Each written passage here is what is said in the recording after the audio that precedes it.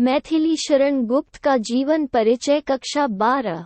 जीवन परिचय। राष्ट्र कवि मैथिली शरण गुप्त का जन्म संवत 1943 शून्य सन 1886 शून्य में चिरगांव, जिला झांसी में हुआ था।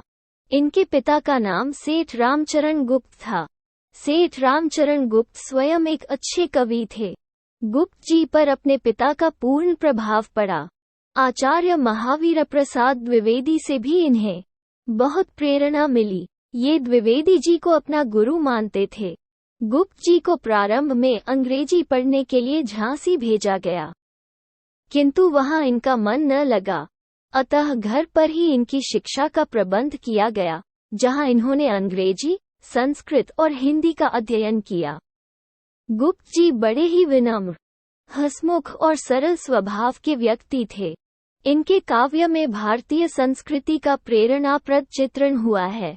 इन्होंने अपनी कविताओं द्वारा राष्ट्र में जागृति तो उत्पन्न की ही, साथ ही सक्रिय रूप से असहयोग आंदोलनों में भी भाग लेते रहे, जिसके फलस्वरूप इन्हें जेल भी जाना पड़ा। साकेत महाकाव्य पर इन्हें हिंदी साहित्य सम्मेलन प्रयाग से मंगला प्रसाद पारितोषिक भी मिला। से भारत सरकार ने गुप्त जी को इनकी साहित्य सेवा के लिए पद्म भूषण सम्मानित किया और राज्यसभा का सदस्य भी मनोनीत किया। जीवन के अंतिम क्षणों तक ये निरंतर साहित्य सृजन करते रहे। 12 दिसंबर 1964 शून्य को मां भारती का यह महान साधक पंचतत्व में विलीन हो गया। मैथिली शरण गुप्त का साहित्यिक परिचय। गुप्त जी का झुकाव गीत काव्य की ओर था और राष्ट्र प्रेम इनकी कविता का प्रमुख स्वर रहा।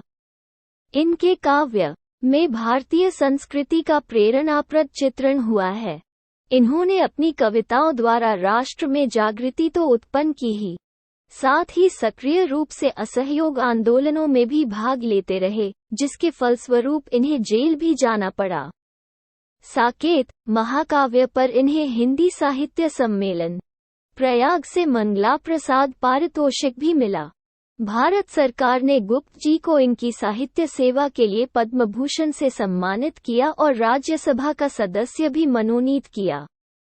मैथिली शरण गुप्त की प्रमुख रचनाएं। गुप्त जी की समस्त रचनाएं दो प्रकार की हैं। 1. अनूदित, 2. मौलिक। इनकी अनूदित रचनाओं में दो प्रकार का साहित्य है, कुछ काव्य और कुछ नाटक। इन अनूदित ग्रंथों में संस्कृत के यशस्वी नाटककार भास के स्वप्नवास दत्ता का अनुवाद उल्लेखनीय है। वीरांगना, मेघनाद वध, वृत्त संहार आदि इनकी अन्य अनूदित रचनाएं हैं। इनकी प्रमुख मौलिक काव्य रचनाएं निम्नवत हैं। साकेत यह उत्कृष्ट महाकाव्य है, जो श्री रामचरितमानस के बाद राम काव्य का प्रमुख स्तंभ है। भारत भारती, इसमें भारत की दिव्य संस्कृति और गौरव का गान किया गया है। यशोधरा, इसमें बुद्ध की पत्नी यशोधरा के चरित्र को उजागर किया गया है।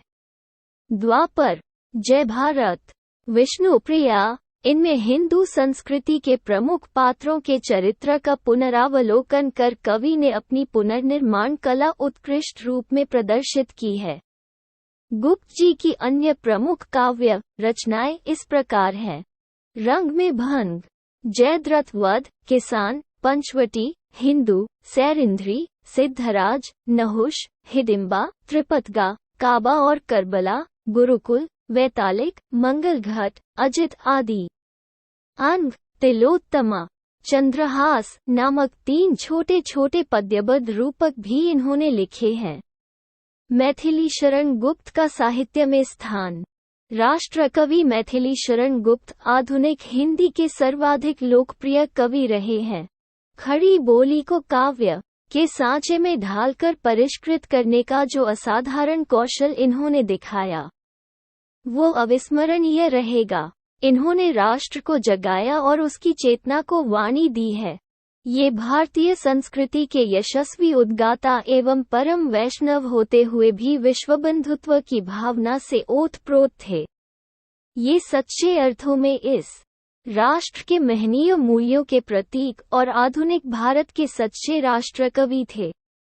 निष्कर्ष, यहाँ पर इस लेख में हमने बिल्कुल विस्तार देखा।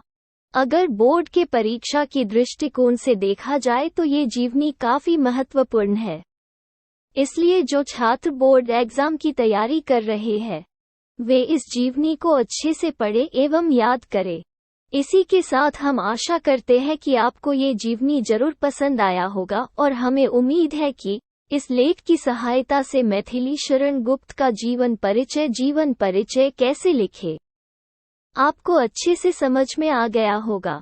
यदि आपके मन में इस लेख से संबंधित कोई प्रश्न है तो नीचे कमेंट करके आप पूछ सकते हैं।